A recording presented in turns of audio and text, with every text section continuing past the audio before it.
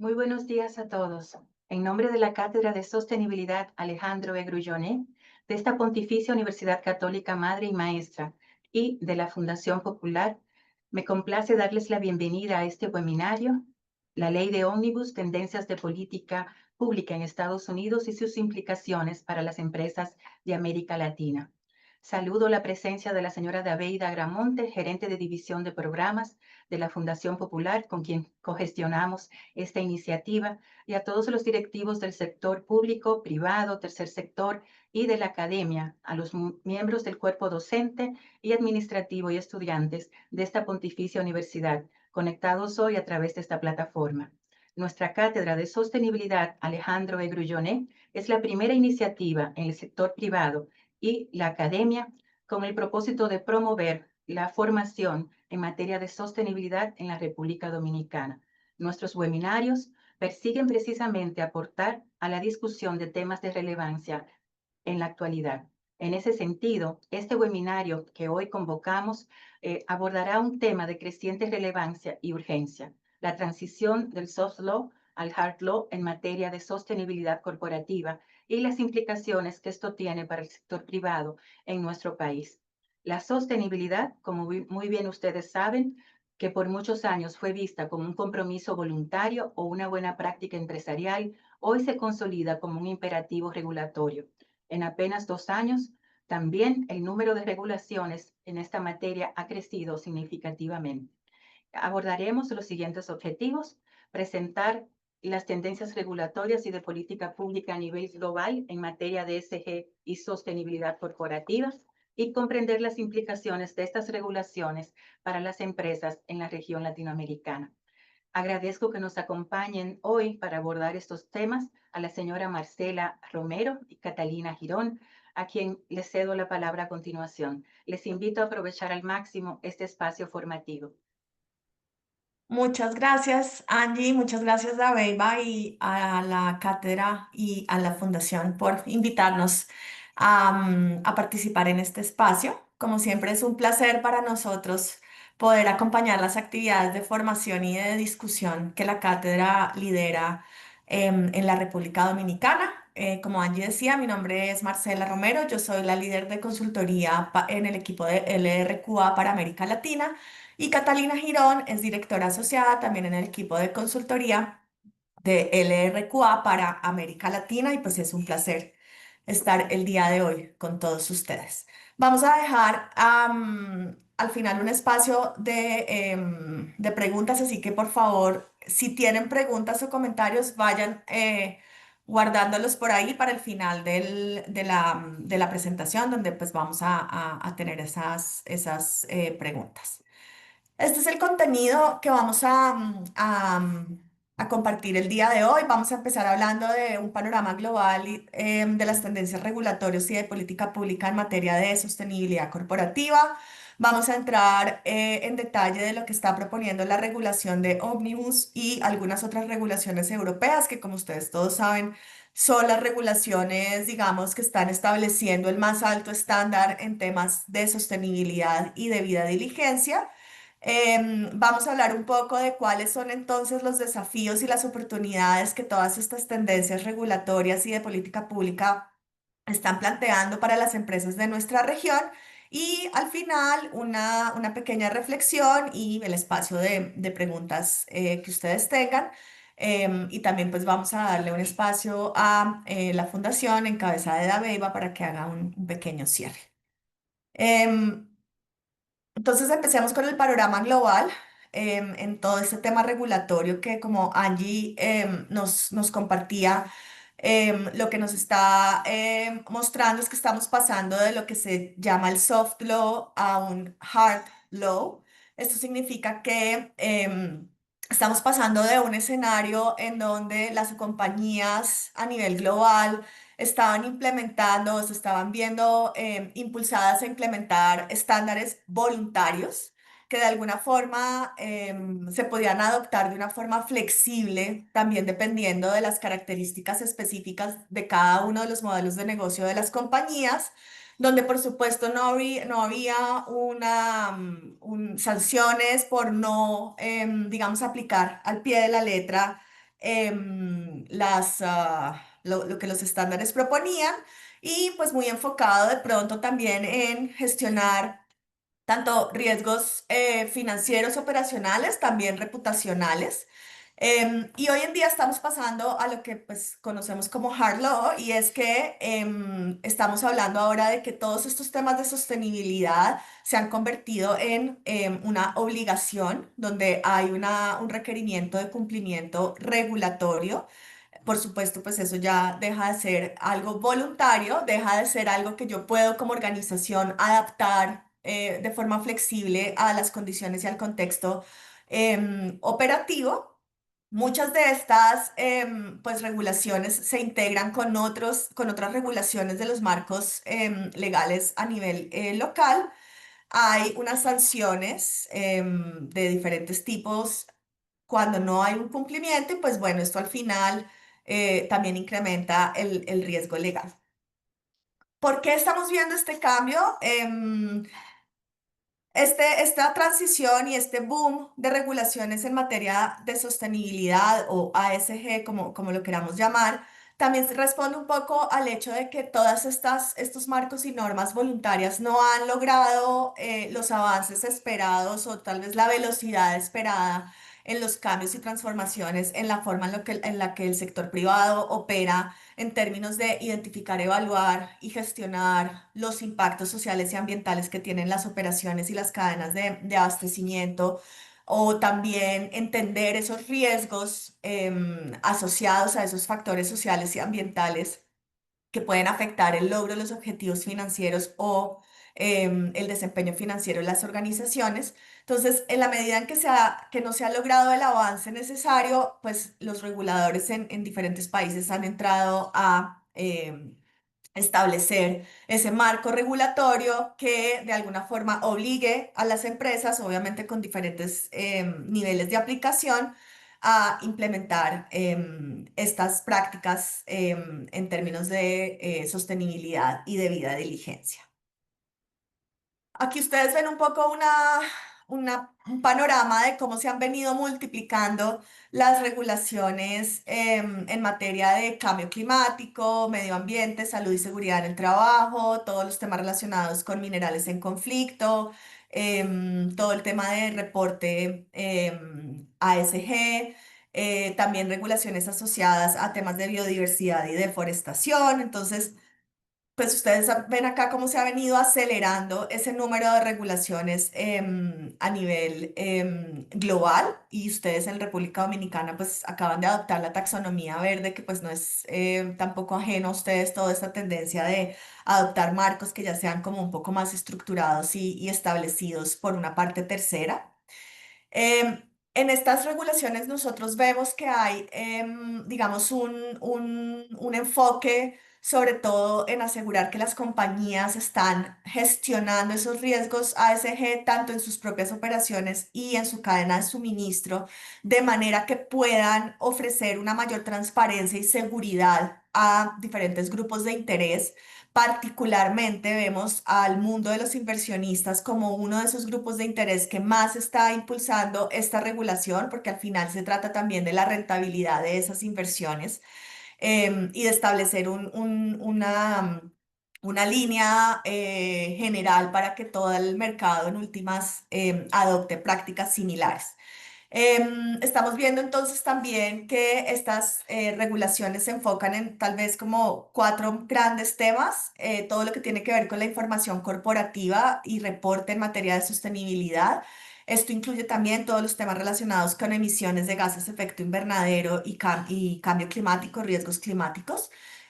Una segunda área muy importante que vemos que se está desarrollando aceleradamente, que es todo lo que tiene que ver con debida diligencia en las cadenas de suministro, la debida diligencia en derechos humanos y ambientales en las cadenas de suministro, las finanzas sostenibles o las taxonomías, que pues en República Dominicana acaban de adoptar la taxonomía, y por último también normas comerciales o restricciones a importaciones y exportaciones asociados a factores de derechos humanos, particularmente como trabajo forzoso o trabajo infantil.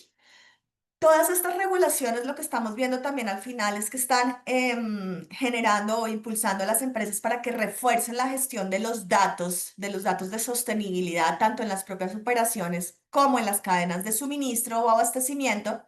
Pero también algo que es muy importante y que es un reto enorme para muchas organizaciones de todos los tamaños, no solamente para las grandes, sino también para las medianas y las pequeñas, y es asegurar una trazabilidad completa de la cadena de suministro para poder gestionar adecuadamente todos estos riesgos sociales y ambientales en toda la cadena y no solamente de puertas para adentro de la organización. Todos estos estándares están diciéndole a las empresas, usted es responsable por entender, evaluar, gestionar y reportar los impactos y los riesgos sociales y ambientales, no solamente en su operación, sino también en sus cadenas de valor, en el upstream y en el downstream. Y eso es un reto enorme para muchas organizaciones, cuando no hay datos y cuando no hay trazabilidad.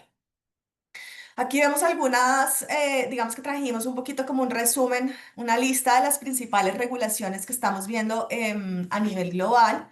Aquí ven un poco las regulaciones de debida diligencia en cadenas de suministro en Europa, Alemania, Reino Unido, España, México, en Estados Unidos también y en Canadá. Todas estas regulaciones se están referenciando, se están basando en estándares y normas que eran de adopción voluntaria, como lo dijimos hace un rato, soft law, los principios rectores para empresas y derechos humanos de Naciones Unidas, las directrices de la OCDE para debida diligencia y por supuesto todas las convenciones de la OIT para temas laborales. Sobre todo estas regulaciones de debida diligencia, pues nos están hablando de las obligaciones que tienen las compañías de entender cómo funcionan sus cadenas, tanto en el upstream como en el downstream, y de identificar potenciales riesgos o impactos que se hayan materializado en derechos humanos o ambientales y qué acciones están tomando para gestionar esos riesgos para compensar o remediar los impactos que se hayan podido materializar y para prevenir que se repitan situaciones de este tipo. Particularmente en Estados Unidos pues hay casos de República Dominicana en donde a través de las normas de trabajo forzoso pues se ha sancionado empresas porque se alega que tienen situaciones de trabajo forzoso en sus cadenas de abastecimiento o en sus operaciones, pues en el caso de Estados Unidos, siendo un socio tan importante para las empresas de nuestra región, estos temas de debida diligencia cobran cada vez mayor importancia. También en el marco, obviamente, de estas, lo que se llaman los trade wars que estamos viendo recientemente con la nueva administración en Estados Unidos. En cuanto a normas de reporte de sostenibilidad, pues estamos viendo que pues en la Unión Europea pues hay unas normas bastante robustas en términos de reporte no financiero. En el Reino Unido, en México también recientemente se adoptó la regulación de reporte. En Estados Unidos, algunos estados y particularmente California tal vez es el más desarrollado o robusto en términos de reporte de temas no financieros y particularmente clima. Ahorita más adelante vamos a ver, hay otros países de la región en América Latina, además de México, que también han adoptado regulaciones con respecto al reporte corporativo. Y todas estas regulaciones de alguna forma, y particularmente el CSRD en Europa, está adoptando o alineándose con estándares internacionales que eran previamente de carácter voluntario, como son GRI, que pues muchas de las empresas en República Dominicana adoptaron ya GRI como estándar de reporte. Muchas empresas también avanzaron hacia adoptar las recomendaciones de TCFD y de SASB, que de alguna forma se condensaron ahora a través de los IFRS. Entonces, todas estas regulaciones de reporte en últimas también se están, digamos, montando sobre la base de lo que los estándares internacionales ya venían promoviendo en las compañías. Tenemos las diferentes taxonomías verdes que vemos, por ejemplo, en la TAM, varios países, incluida la República Dominicana, en la Unión Europea y en Estados Unidos, en Canadá También existe una taxonomía verde. Estas taxonomías verdes de Latinoamérica y Canadá, pues son en gran parte basadas en el estándar que estableció de alguna forma el precedente que estableció la taxonomía verde europea, obviamente con adaptaciones a los diferentes contextos locales y retos locales. Em, Aparte de todas estas tendencias regulatorias que vemos, pues también estamos viendo que hay cambios importantes en términos de política pública y de las posiciones de los diferentes gobiernos en este tema y particularmente pues en Estados Unidos ustedes han visto pues el cambio eh, rotundo que se dio con la nueva administración del presidente Trump. Entonces, a pesar de que en Estados Unidos vemos estados que son muy proactivos y líderes en estos temas de sostenibilidad, como son California, Nueva York, Illinois y Washington, que están impulsando normas particularmente alrededor de reducción de emisiones y de reporte de emisiones.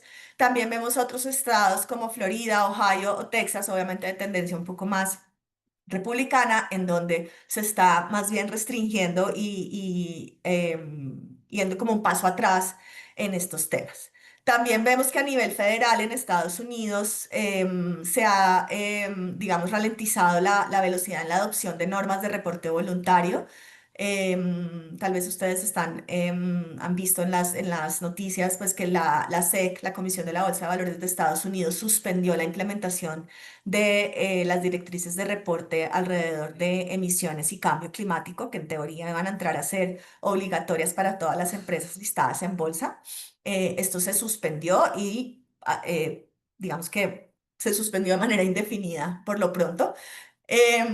También estamos viendo que en ese contexto pero también en el contexto de una revisión profunda de los compromisos de sostenibilidad, muchas empresas están recalibrando sus compromisos públicos en materia de descarbonización. Muchas empresas han salido a declarar que no van a lograr sus objetivos de descarbonización tal y cual los habían definido hace algunos años y que están revisando la velocidad en esa descarbonización dados las limitaciones en recursos financieros, obviamente la dinámica económica global, pero también muchas empresas salieron a un poco desmarcarse de objetivos relacionados, por ejemplo, con diversidad e inclusión, también un poco por las señales en el, pues de parte del gobierno de los Estados Unidos. Entonces estamos viendo también un poco esta tendencia de las empresas, un poquito como revisando esos compromisos públicos, no revisando si van a tenerlos o no, pero sí un poco como de pronto reduciendo el nivel de compromiso o el nivel, la velocidad en la que iban a, o en la que se comprometen a lograr estos objetivos y pues esto tiene implicaciones importantes en el mercado, en las señales del mercado y en las señales pues para empresas en esas cadenas de abastecimiento. Eh, También, por supuesto, en el marco de esta reducción en el énfasis del multilateralismo que ha mostrado pues, la administración Trump y que se ha venido dando en el comercio internacional con el rol creciente de China a nivel global, pero también el rol creciente de China en nuestra región, pues vemos que estos compromisos más a nivel bilateral que multilateral, pues también de alguna forma le quitan un poco de peso a el rol de los factores sociales, ambientales y estas discusiones sobre sostenibilidad en esas discusiones sobre comercio global, en donde normalmente en esos tratados de libre comercio multirregionales o con varios países, pues normalmente se incluyen disposiciones a nivel de temas sociales y ambientales que pesan en ese establecimiento de esas relaciones de libre comercio. Ahora con esas negociaciones más a nivel bilateral, pues estos temas pierden un poquito de importancia. Y pues no, por último, vemos también pues con algo de preocupación, pero que ojalá sea temporal y circunstancial, pues Estados Unidos alejándose de los marcos de desarrollo que Europa ha venido promoviendo a nivel global, como por ejemplo los Objetivos de Desarrollo Sostenible, obviamente el retiro del Acuerdo de París, en donde pues se está promoviendo más bien un modelo de desarrollo centrado en el crecimiento económico la autosuficiencia y la inversión primordialmente liderada por el sector privado. Pese a a estas tendencias, pues lo que nosotros estamos viendo es que, pues obviamente, los riesgos climáticos y de derechos humanos, pues persisten en las operaciones y en las cadenas de valor de las organizaciones. El cambio climático, pues es una realidad. Los riesgos son incrementales y hay una altísima incertidumbre sobre cómo esos efectos del cambio climático se pueden seguir evidenciando y multiplicando por efectos como de loop en los efectos de cambio climático. Y vemos cómo pues el costo de esa inacción pues es muy alto para la humanidad y para regiones enteras que están siendo expuestas a a esos efectos del cambio climático. Entonces, a pesar de que hay, digamos, alguna presión y mensajes de política pública de que esto no es importante, pues sí estamos viendo que las empresas desde Estados Unidos, Europa, hacia América Latina en general, están de todas formas manteniendo un compromiso con la descarbonización porque entienden perfectamente que esto finalmente se configura o se materializa a través de riesgos para la organización, para la continuidad del negocio, para la continuidad del abastecimiento. Y entonces, a pesar de esa eliminación o simplificación de las regulaciones, pues hay unas expectativas altas de todas formas de parte de los inversionistas, de los trabajadores a nivel global y obviamente de los consumidores. Em, este panorama normativo que está como en constante evolución y que está creando cada vez como un entorno fragmentado, a pesar de que todas las regulaciones se refieren a los mismos estándares que inicialmente eran voluntarios, pues está generando también un panorama muy complejo para que las organizaciones puedan alinearse y adoptar las regulaciones que les apliquen o responder a las expectativas de sus clientes y consumidores o compradores que están siendo sujetos a la implementación de estas regulaciones. Entonces, lo que nosotros vemos es que adoptar el más alto estándar, y en muchos casos los más altos estándares son los que se están estableciendo a nivel de la Unión Europea, libera a las empresas un poco de esa complejidad en términos de que les permite alinearse con los estándares de menor, digamos, donde la vara está un poco más baja, en donde hay una claridad sobre cuáles son esos objetivos de sostenibilidad, cuáles son los temas que hay que reportar, cuáles son las acciones que hay que implementar en la gestión de sostenibilidad. Y eso les ayuda un poco a lidiar con todos estos diferentes mandatos de sostenibilidad que pueden ser muy diversos y en algunos casos podrían llegar a ser contradictorios. Em, y pues al final, y es algo que nosotros como equipo en el RQA, pero también en las conversaciones que tenemos con la cátedra, con la fundación y que tenemos con muchos clientes, es que al final la sostenibilidad no es un tema de cumplimiento regulatorio, si bien es cierto, los reguladores han venido tratando de regularlo. Al final el tema de sostenibilidad no es un tema de cumplimiento regulatorio. Nosotros estamos completamente convencidos y muchas de las empresas que están aquí seguramente lo ven de la misma forma. El tema de sostenibilidad es un imperativo hoy en día para hacer negocios, para asegurar la resiliencia y la continuidad de esos negocios en el largo plazo. Trajimos aquí una cita de Jeffrey Sachs justamente alrededor de eso, que dice que pobre del líder empresarial que apueste contra el desarrollo sostenible, perderá en el largo plazo y probablemente llevará a la quiebra a su empresa. Creemos que, si bien es cierto, el tema de sostenibilidad podría llegar a ser un tema que a las empresas o a líderes empresariales no les interese porque no están interesados en tener un impacto positivo o no les importa tener un impacto negativo, tanto social como ambiental. Sí creemos que hay un impulsor muy importante de estos temas de sostenibilidad, que es el riesgo empresarial, el cambio climático, la inestabilidad social, la insatisfacción de tanto consumidores como trabajadores como grupos de interés en general, pues al final genera un riesgo que se materializa en muchos sentidos y que afecta la rentabilidad y la sostenibilidad financiera de los negocios. Entonces, sí creemos que esto es fundamental para la resiliencia y la continuidad de los negocios, más allá del tema de cumplimiento regulatorio. En este contexto, le voy a dar la palabra a Catalina para que nos hable un poco más en detalle de lo que propone la regulación Omnibus y las diferentes regulaciones europeas que, como dije hace un momento, terminan siendo de pronto el estándar un poco más alto, el que pone la vara más alta y que termina generando mensajes hacia otros actores en otras jurisdicciones que no necesariamente están sujetas a la implementación obligatoria de estas regulaciones. Cata.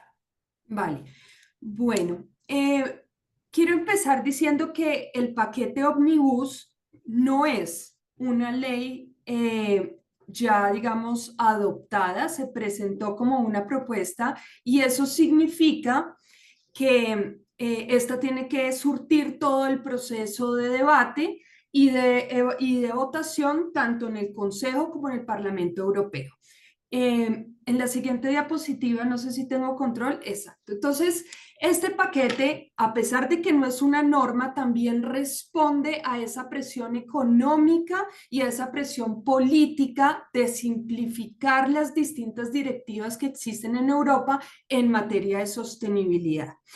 Esto se llama un paquete omnibus precisamente porque integra muchas directivas que ya la Comisión Europea ha adoptado, como la taxonomía verde que nos presentó Marcela, también la directiva de reporte de sostenibilidad, la directiva de debida diligencia en sostenibilidad y la CBAM, que es todo el mecanismo de ajuste de frontera de carbono. Este paquete Omnibus aborda, por lo tanto, todas estas 4 directivas que hoy en día ya están sido aceptadas por la Comisión. Este paquete Omnibus tiene unos principales cambios. Primero, lo que busca es reducir el número de empresas incluidas en el ámbito de aplicación. Esto es uno de los cambios más importantes y trascendentales porque están ampliando el umbral, es decir, todas esas empresas aplicarían estas regulaciones si tienen más de 1.000 empleados y si tienen unos ingresos netos, esto ya varía de acuerdo con la regulación, pero se dice que en Europa casi que el 80% de las que hoy aplican las distintas directivas, pues al adoptar la Omnibus saldrían por fuera de la aplicación, es decir, que solo el 10% de las empresas europeas aplicarían estas regulaciones. Esto es uno de los cambios más importantes y de los que va a generar mucho debate dentro del Parlamento y el Consejo Europeo. También se están hablando de posponer los plazos de cumplimiento y se está hablando entre 1 a 2 años de cumplimiento. También se están limitando los requerimientos, particularmente en los asociados a la debida diligencia. Lo están limitando para que sea un proceso de debida diligencia, operaciones propias y proveedores de alcance directo. Mientras que en la propuesta inicial se abordaba toda la cadena de valor, tanto los proveedores aguas arriba como los proveedores aguas abajo. Esto es de manera general. Ahora vamos a ver los detalles y los cambios que le están sugiriendo, particularmente a la directiva de debida diligencia. En esta diapositiva vemos que uno de los principales cambios tiene que ver con el aplazamiento de la aplicación. Inicialmente, la regulación como tal o la directiva está planteando su implementación para el 2027. Hoy en día, con la Omnibus, se está proponiendo para el 2028. Digamos que estos cambios son racionales. Sin embargo, lo que está generando mayor dolor dentro de las discusiones del Parlamento y del Consejo es precisamente el ámbito de aplicación, es decir, de cuáles son y qué tipo de empresas va a aplicar esta regulación. También vemos unos cambios en las obligaciones de debida diligencia. Efectivamente, según el estándar para hacer un proceso de debida diligencia es que usted haga todo el proceso de identificación y gestión de riesgos a lo largo de toda su cadena de valor. Lo que está proponiendo la Omnibus es precisamente dedíquese solo a hacer esa gestión de riesgos sociales, ambientales y derechos humanos derivados de operaciones propias y de aquellos proveedores de alcance directo. Sigue siendo necesaria la evaluación continua de las medidas de debida diligencia, pero ya ese tiempo también se reduce, se amplía. Ya no es a 1 año que se debe revisar los esquemas de debida diligencia, sino a 5 años. El ámbito de la debida diligencia, como lo mencionamos, solo operaciones propias al primer nivel de la cadena de suministro, pues es uno de los asuntos que más va a entrar en discusión, precisamente porque hemos visto, y nosotros como parte de lo que trabajamos con empresas pues de Europa y de la región, es que donde están el mayor número de riesgos son precisamente en esos proveedores más alejados de la visibilidad de las empresas. Por lo tanto, los esfuerzos, poder mitigar esos esfuerzos se van a ver totalmente diluidos al implementarse, si llega a implementarse la Omnibus. En cuanto a relaciones con en cuanto a las responsabilidades civiles, pues la Omnibus está quitando cualquier responsabilidad civil. Es decir, que si un directivo de una empresa vinculada a una vulneración de los derechos humanos, pues ese directivo no va a tener ninguna responsabilidad respecto a ese hecho. Esas restricciones o esa responsabilidad civil se quita. Y finalmente, algo muy importante, y es que los proveedores que, a pesar de que la empresa ha trabajado y ha influenciado para que gestionen mejores sus sistemas de gestión para evitar el daño, pero que el proveedor no ha mostrado ninguna mejora significativa, pues inicialmente la propuesta le otorgaba a las compañías la posibilidad de terminar esos contratos comerciales. Con la Omnibus eso se quita. ¿Eso qué significa? Eso significa que el proveedor que está haciendo mal las cosas puede beneficiarse del que sí las esté haciendo bien, porque no va a tener una sanción significativa. En cuanto a la regulación de reporte, también vemos, y este es un común denominador de todos los ajustes, es que se amplía el umbral, es decir, ya solo cobija a las empresas que tienen más de 1.000 empleados y que tienen una facturación superior a 50 millones de euros. Esto, por supuesto, nuevamente reduce casi el 80% de las empresas que hoy con las directivas le aplicarían estas regulaciones. También se hace un ajuste en los NEIs, o como quieran llamarlo, ISRS, que esto es básicamente el tipo de información, el tipo de información que se va a recoger para poder analizar el desempeño en materia de sostenibilidad de las compañías. Aquí lo que se está proponiendo es centrarse en datos más cuantitativos, en alinearlo con normas internacionales de información financiera, y el objetivo precisamente es reducir la carga que tienen las empresas para recoger esta información y analizarla. Hoy en día, que hemos visto, hay muchas empresas que, pese a que esto les quita carga, muchas ya han invertido recursos para poder recoger la información, analizar la información y poderla reportar en el reporte del siguiente año. Entonces, como hay alta incertidumbre sobre si se adopta o no la Omnibus, muchas empresas están perdidas sobre si continuar con sus esfuerzos de recolección de información o pararlos. Nuestra recomendación, como lo ha dicho Marcela, es siempre, ante una incertidumbre legal, siempre acógese a la mejor práctica y al mejor estándar. Siempre es mejor tener más que le falte. En caso de que finalmente la Omnibus no pase, pues las empresas van a estar a última hora de este año corriendo para poder recoger esa información y presentar su reporte en el 2026. Y finalmente se mantiene el requisito de garantía o el requisito de verificación. Esto, según los auditores, pues es una carga gigante. Y es gigante porque verificar dato por dato para verificar que efectivamente se hizo con buena metodología y que sí muestra un desempeño significativo, pues es una carga importante. Aún así, este requisito se mantiene como una garantía o una verificación limitada, en donde se van a definir unos indicadores claves sobre los cuales los auditores van a prestar la mayor atención. Y finalmente, en el paquete relacionado con la taxonomía verde, pues aquí vemos nuevamente que es el común denominador de todo, la reducción del alcance. Solo va a aplicar empresas que facturan 450 millones de euros al año, y las empresas que están por debajo del umbral pueden optar por participar en usar esos estándares voluntarios. ¿Esto qué significa? Que casi que todas las pymes van a estar exentas de presentar o de ser parte de esta clasificación de sostenibilidad.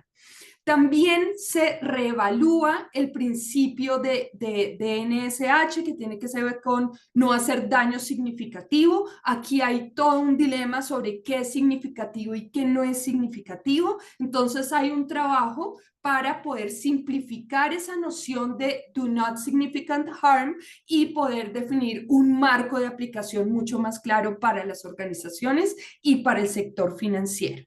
Y finalmente, en el tema de la estandarización, aquí lo que busca es introducir formatos estandarizados para la presentación de informes. Y las empresas pueden excluir aquellas actividades no significativas, es decir, la taxonomía actualmente busca que todas las actividades de las empresas sean evaluadas en cuanto a su generación de contaminación y de gases de efecto invernadero. Con la Omnibus se van a definir solo esas actividades del core business. Y eso, pues, sin duda facilita digamos, le facilita la vida a las empresas para no hacer esas mediciones de todas las actividades no necesariamente vinculadas al core del negocio. Eso con relación a la Omnibus. Nuevamente es una propuesta, falta mucho por decidir. Otra norma que ya está implementándose y que nosotros vemos que ya ha tenido un impacto importante en la región de América Latina, particularmente aquellas que exportan aceite de palma, que exportan café, cacao, caucho, madera y soya, son las que están totalmente cobijadas por la regulación de deforestación. Esta regulación busca controlar el efecto de la producción agrícola sobre la pérdida de bosques, importantes para los ecosistemas. ¿Eso qué significa? Que las empresas, los operadores europeos que tienen proveedores de estos commodities deben buscar la información necesaria para asegurar que esos productos no han sido vinculados con deforestación a partir de 2020. Eso administrativamente, pues sin duda tiene una carga, porque todo el mundo está recogiendo información, datos georreferenciados de dónde son los puntos de georreferenciación, de dónde están produciéndose pues los commodities, y esto pues ya hay un avance significativo para todos los commodities que cobijan la norma. Ahora, además de demostrar que no hay deforestación asociada a esos productos, las empresas tienen que demostrar que a lo largo de su cadena todos esos proveedores han cumplido con las regulaciones locales, y se prestará mayor atención a esos proveedores en donde están ubicados en ecosistemas estratégicos para el medio ambiente, donde hay comunidades indígenas y donde hay altos grados de corrupción. Es decir, que estos proveedores ubicados en territorios que cumplen estos criterios deberán tener que demostrar más y proporcionar mayor evidencia de que ese producto se produjo de manera legal. Y finalmente todo este proceso termina con la declaración de la debida diligencia, de que se hizo efectivamente todo el paso de recolección de información, de análisis de riesgos y tener todo un plan de gestión en caso de que se haya identificado un riesgo significativo. Y por último, en esta regulación asociada a trabajo forzoso, en la siguiente diapositiva, Marce, por favor. Es la regulación de trabajo forzoso de la Unión Europea. Esta regulación fue adoptada en el 2024 y se hará efectiva en el 2025. ¿Cuál es el objetivo de la regulación? Es prohibir la entrada y la comercialización de cualquier producto en la Unión Europea que estén producidos mediante trabajo forzoso. Aquí el estándar, ¿cuál es? Pues son todos los indicadores de trabajo forzoso que ha establecido la OIT, la Organización Internacional para el Trabajo. ¿Eso qué alcance tiene? Tiene alcance, a diferencia de las anteriores, que la Omnibus plantea pues una reducción de alcance. Esta se aplica para todas las empresas independiente del tamaño. ¿Eso que supone? Que todas las empresas, independiente de su tamaño, deberán tener información contundente para poder demostrar a las autoridades que sus productos no están asociados a trabajo forzoso.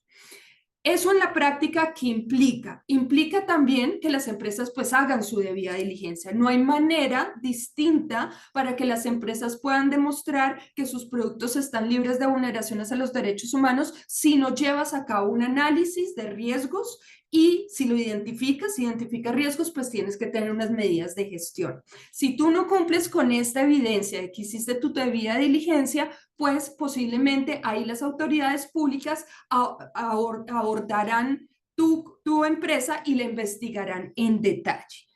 Todas estas regulaciones, como pueden ver, están interconectadas y también tienen algo en común. Tanto la de reporte, la de debida diligencia, como la de trabajo forzoso y la de deforestación, todas suponen que las empresas deben tener procesos internos para que identifiquen, evalúen y gestionen sus riesgos sociales, ambientales y derechos humanos y tengan un estándar de reporte para que lo puedan compartir a sus grupos de interés y en este caso particular, pues a las autoridades competentes europeas.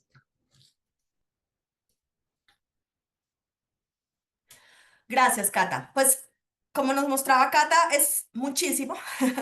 De nuevo, pues la Omnibus sigue en discusión y sobre todo la discusión no solamente a nivel como del detalle de lo que va a quedar en la regulación, sino también hay un debate enorme en la Unión Europea em, desde la presión que están haciendo muchos grupos económicos, muchos a favor de que se haga y otros en contra de que se simplifiquen todas estas normas porque desde inversionistas hasta el sector real privado, muchos entienden que las normas europeas sí han ayudado y generan e impulsan mayor transparencia y mayor trazabilidad en la forma en la que se hacen negocios y al final eso pues lo que genera es una mayor información para la toma de decisiones por parte del sector privado. Entonces, en este contexto, ¿cuáles son los desafíos y oportunidades que vemos para las empresas de nuestra región? Estamos viendo que en estos nuevos esquemas arancelarios y por la ubicación geográfica que tiene pues nuestra región con respecto al mercado de Estados Unidos particularmente, pues nuestros mercados están en una posición de ventaja competitiva frente a pues países en Asia. Em, Vemos también que hay un aumento enorme de la inversión extranjera y un interés cada vez también más creciente de la inversión china en nuestra región, en sectores claves como infraestructura y como agricultura, transporte, que también están de alguna forma poniendo a la región en una posición pues muy atractiva, pero también en una posición, digamos, un poco en la mitad de esa guerra económica entre Estados Unidos y China. Vemos también que esa atracción de inversión extranjera, pues al final requiere también que las empresas de nuestra región, si quieren ser beneficiarios de esa inversión, si quieren también articularse a esas cadenas globales de abastecimiento, pues también requieren mostrar un desempeño muy alto en términos de la gestión de los impactos y riesgos sociales y ambientales, si nos queremos favorecer tanto de la inversión como de esa posición privilegiada en términos de aranceles. Recuerden que nuestros aranceles son más bajos, pero Estados Unidos, por ejemplo, sigue teniendo estas medidas que les dije hace un momento de impedir la entrada de productos al mercado de Estados Unidos que puedan tener alguna sospecha de trabajo forzoso, trabajo infantil, cualquier tema relacionado con derechos humanos. Entonces, tenemos que demostrar también un nivel alto de gestión. Em, nuestra región se beneficia de tener marcos regulatorios relativamente fuertes en estos temas sociales, ambientales y laborales, y también tener una mano de obra en muchos casos con altos niveles de calificación para muchos sectores, y por lo tanto eso también es una ventaja en este nuevo contexto, pues como de las guerras comerciales que estamos viendo. Entonces, creemos que hay unas oportunidades enormes para nuestra región si somos capaces como empresas de mostrar que tenemos altos estándares de manera que podamos aprovechar las ventajas competitivas arancelarias, las ventajas de tener la cercanía a Estados Unidos física, que eso también impacta en últimas el tema de emisiones de gases de efecto invernadero, pero también que seamos capaces de estar a la altura de los requerimientos que todas estas empresas tienen desde sus casas matrices. Si uno piensa, bueno, en China no hay tantos requerimientos, pues recientemente China, por ejemplo, adoptó una regulación con respecto a debida diligencia y reporte no financiero. Entonces, si vemos que si las empresas europeas, que para hacer negocios con las empresas europeas, para hacer negocios con las empresas asiáticas grandes, para hacer negocios con las empresas de Estados Unidos, a pesar del retroceso en política pública, pues nuestras empresas tienen que mostrar unos altísimos niveles de gestión y desempeño en los temas ambientales. Esa oportunidad se enfrenta un poco a una situación que es una realidad en la región, y es que la región está percibida todavía como una región de alto riesgo en temas sociales y ambientales. Ustedes ven ahí el mapa, un mapa que generamos nosotros en LRQA a través de datos de auditoría social y ambiental en fábricas y en fincas, y también en empresas de servicios. Y lo que vemos es que los indicadores de riesgo nos dicen que la mayor parte de los países de América Latina tienen un nivel de riesgo alto. Un nivel de riesgo alto en términos de condiciones sociales y ambientales, riesgos sociales y ambientales que al final pueden impactar a esos potenciales inversionistas, a esos potenciales compradores, y que en últimas es lo que hace que también nosotros tengamos que avanzar rápidamente en la implementación de buenas prácticas, tanto sociales como ambientales. Hay riesgos que por supuesto lucen un poco más riesgosos que otros, perdón, sectores que lucen más riesgosos que otros, como todos los sectores minero-energéticos, agricultura, algunos sectores de servicios. Entonces, dependiendo del sector en donde estamos, pues tenemos que prestar mayor atención si queremos beneficiarnos de esas oportunidades, tanto de inversión, de mercado de capitales, como de mercados que se abran, aprovechando las ventajas arancelarias que tenemos en este momento relativas. Lo que estamos viendo también es que pues nuestra región, y ustedes lo viven día a día, nuestra región, la matriz empresarial está fundamentalmente compuesta por pequeñas y medianas empresas, lo que requiere también de nuestra parte para las empresas más grandes, pues hacer una debida diligencia más fuerte. Pero también implica retos para esas pequeñas y medianas empresas para poder demostrar estas prácticas en sus propias operaciones. Nuestras pequeñas y medianas empresas tienen una alta exposición a riesgos, pero tienen en muchos casos una baja capacidad de gestión. Tienen también unas limitaciones para invertir en tecnología que les permita mejorar la gestión de datos, la gestión de procesos, y también en muchos casos, por la forma en la que funcionan en algunos de nuestros países los sistemas financieros, pues las pymes las micro y pequeñas empresas pues tienen dificultades para acceder a financiación que les permitan hacer inversiones, por ejemplo, para mejorar eficiencia energética y, por lo tanto, reducir emisiones. Al final lo que estamos viendo es que gestionar estos riesgos ASG en las operaciones y en el abastecimiento pues es un nuevo factor habilitador de competitividad y de acceso a mercados. Las empresas que están, digamos, sujetas a que están exportando o que están atrayendo inversión extranjera están cada vez más sujetas al escrutinio en los factores no financieros. También se les pide más información sobre las cadenas de suministro y los orígenes de los productos o de los servicios que están utilizando para producir y para funcionar. Estamos viendo también que los inversionistas cada vez más tienen más requerimientos en relación con información ASG, a todos los niveles para inversión, en términos de, sí, de equity o de inversión, pero también para crédito. Y aquí pues creo que hay varios bancos que están avanzando en ese aspecto. Esto significa que las empresas de nuestra región pues tienen que tener una comprensión profunda de esos factores sociales y ambientales en las operaciones y en la cadena de suministro. Cuando vemos a las empresas europeas o a los inversionistas europeos pidiendo información, pues eso genera una presión enorme también en nuestras propias operaciones para entender mejor cuáles son esos impactos y riesgos y poder ofrecer esa información que requieren, porque finalmente esto se va como en cascada hacia atrás con los requerimientos. Y pues al final esto también implica un reto en términos de que pueden haber presiones en aumento de costos, en aumento de implementar estas prácticas en las empresas y cómo podemos lograr hacer esto que sea costo eficiente. Y para eso pues precisamente tenemos que hacer un ejercicio muy aterrizado a las condiciones y a la situación de cada empresa y cadena de valor. Es importante mencionar acá que tener certificaciones de sostenibilidad no reemplaza el cumplimiento, tener como cumplimiento de las regulaciones. Las regulaciones no aceptan que tú tengas una certificación de cualquier tipo de sostenibilidad como equivalente al cumplimiento de las regulaciones. Entonces también hay que ser muy cuidadosos cuando se hacen esos procesos de certificación, sellos o claims que hacemos a veces en términos de sostenibilidad y entender muy bien el valor que eso genera. Y por último, como hablamos hace un rato, pues la legislación está cambiando en la región y se está atrayendo cada vez más inversión para proyectos sostenibles y esos inversionistas pues vienen con expectativas muy altas. Aquí vemos algunos ejemplos de regulaciones en países de América Latina que les decía al principio. También pues, existen regulaciones similares en Colombia, en Panamá, en Costa Rica, todo muy enfocado a generar mayor transparencia en el mercado y esa mayor transparencia pues puede ser una mayor ventaja también para atraer esa inversión y esos, digamos, clientes que queremos atraer.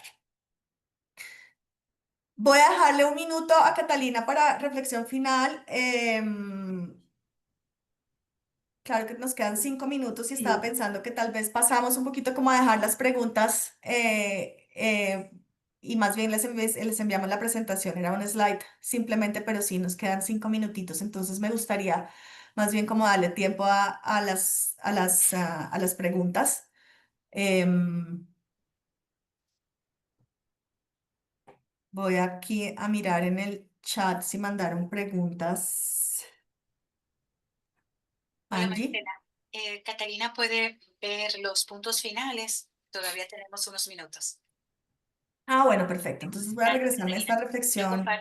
comparto las preguntas ahorita que he recibido. Dale, Cata. Bueno, no, todo esto, digamos, que hemos visto nosotros en nuestro trabajo con empresas, a raíz o como consecuencia de estas regulaciones. Uno, que el rol del legal o el rol de compliance está adquiriendo un mayor rol en todo lo que tiene que ver con los asuntos de sostenibilidad.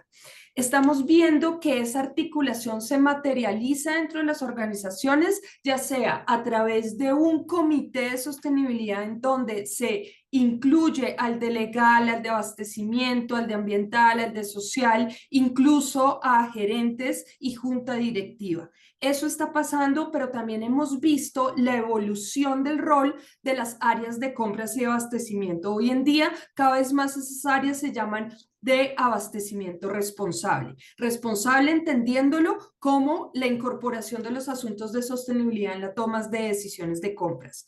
Finalmente, ¿qué estamos viendo? Que los financieros también están teniendo un rol significativo en los asuntos de sostenibilidad y es cada vez más el interés que tienen ellos de poder verificar y de evaluar cómo los esfuerzos de sostenibilidad tienen un impacto en los indicadores de rendimiento financiero.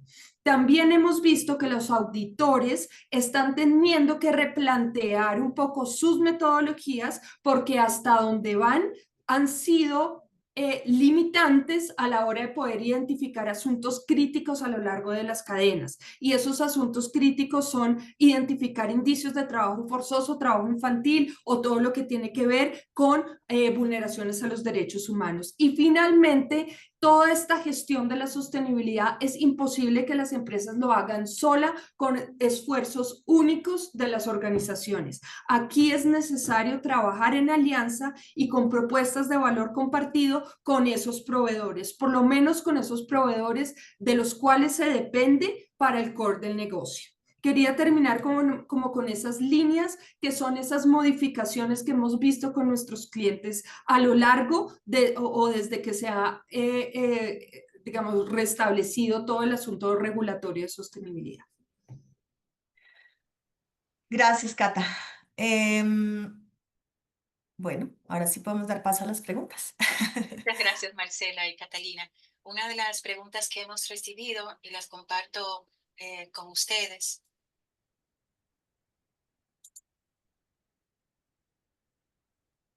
Dado el aumento de regulaciones como el caso de Omnibus y las directivas europeas, ¿cómo pueden las empresas de América Latina equilibrar la necesidad de cumplimiento normativo con la presión de mantener costos operativos bajos y seguir siendo competitivas?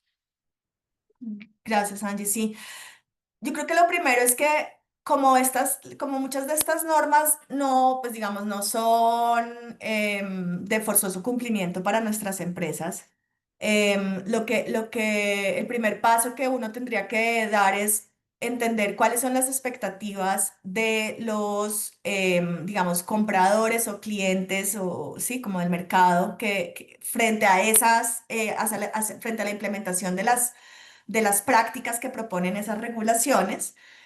Porque, por ejemplo, si yo estoy apuntándole a recibir financiación de un banco que, pues al final, su casa matriz está en Europa, o de un inversionista y el fondo de inversión tiene capital europeo, o yo estoy exportando o atrayendo clientes de Europa, pues tengo que entender cuáles son las expectativas que esos actores tienen frente a las prácticas que yo tengo que implementar para que ellos puedan cumplir. No sé si me explico. Ellos son los que son sujetos al cumplimiento, pero para ellos poder cumplir van a requerir recoger datos de sus cadenas, hacer debida diligencia en sus cadenas, y van a tener que trasladar de alguna forma responsabilidades hacia sus cadenas, entonces, o hacia sus portafolios de inversión o de crédito. Entonces, lo primero es entender cuál es el nivel de expectativa que pueden tener esos actores y a partir de ahí hacer un diagnóstico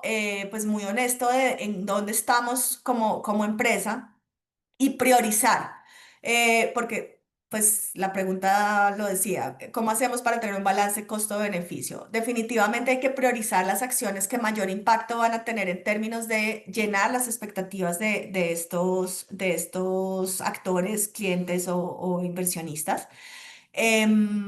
Y la otra recomendación que yo daría y que Catalina lo decía al final es cómo generamos alianzas para poder tener una mayor tracción y de pronto compartir un poco el costo de la implementación de esas prácticas que terminan siendo promovidas por todos estos marcos regulatorios. Muchas gracias, Marcela. Una segunda pregunta que recibimos: ¿qué pasos concretos puede tomar una empresa de tamaño mediano en América Latina para prepararse ante las nuevas exigencias de debida diligencia en su cadena de suministro, especialmente si aún no cuentan con un sistema robusto de gestión de ESG? Sí. Hay un paso fundamental que aplica a grandes, medianas o pequeñas y es poder priorizar en la cadena de suministro cuáles son como esos segmentos de la cadena de suministro en los que yo voy a enfocar mucho más mi gestión. Porque las cadenas de suministro pueden ser muy complejas. Una empresa mediana puede tener una cadena de suministro que puede estar compuesta de cientos de proveedores. Algunos de esos proveedores son proveedores grandes ya y que uno de alguna forma podría esperar que tienen sistemas de gestión un poco más robustos para gestionar temas sociales y ambientales. Entonces, lo primero es segmentar y priorizar los grupos de proveedores dentro de la cadena de abastecimiento que participan más en mi total de compras, pero que también pueden tener mayores riesgos sociales y ambientales. Y ahí pues definitivamente hay que dar pasos pequeños hacia recolectar datos sobre cuál es el estado actual de las prácticas en esos proveedores que yo veo que pueden ser de más alto riesgo porque son los que más compras, o la mayor participación de compras tienen en mi compra total. Entonces, ahí hay herramientas sencillas a veces como pequeños cuestionarios donde levanto información. Pueden haber espacios de discusión o de, sí, sí, dependiendo del número de proveedores, de discusión grupal con esos proveedores. También algunos de esos proveedores pueden llegar a tener ya certificaciones de sostenibilidad que, si bien es cierto, pues no reemplazan el cumplimiento, sí me pueden dar a mí una idea de que ya tienen unos sistemas de gestión implementados para gestionar ciertos aspectos de sostenibilidad, ya sea orgánicos, ya sea, no sé, dependiendo del tipo de, no sé, carbono neutro, dependiendo del tipo de certificación que tengan. Entonces, lo fundamental ahí es la priorización y todas estas regulaciones nos hablan de un risk-driven due diligence. Y eso pues al final lo que dice es usted enfóquese en donde mayor riesgo puede tener. No tiene que demostrar debida diligencia de toda la cadena con el mismo nivel de exhaustividad, sino que usted tiene que demostrar es cómo identificó y focalizó los riesgos y los priorizó y cómo focalizó y priorizó esos proveedores. Entonces yo diría que la priorización es fundamental aquí.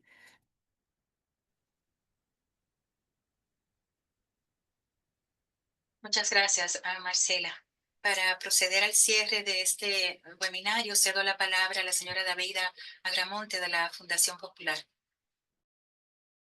Gracias, Angie. Muchas gracias. Al concluir esta jornada, en nombre de la Pontificia Universidad Católica Madre y Maestra y de la Fundación Popular, quienes somos aliados estratégicos con esta iniciativa que es la Cátedra de Sostenibilidad Alejandro E. Grullón E., queremos agradecer muy sinceramente a Marcela, a la señora Marcela Romero y a Catalina Girón por haber compartido con nosotros esta valiosa ponencia y las reflexiones también que han puesto sobre la mesa en esta conversación. De igual forma, queremos agradecer muy profundamente a todas las personas que nos han acompañado el día de hoy por el interés en un tema tan crucial como es la sostenibilidad corporativa y el entorno regulatorio que la acompaña. Hoy hemos explorado cómo el mundo transita desde un enfoque voluntario hacia un marco normativo cada vez más obligatorio en materia de sostenibilidad.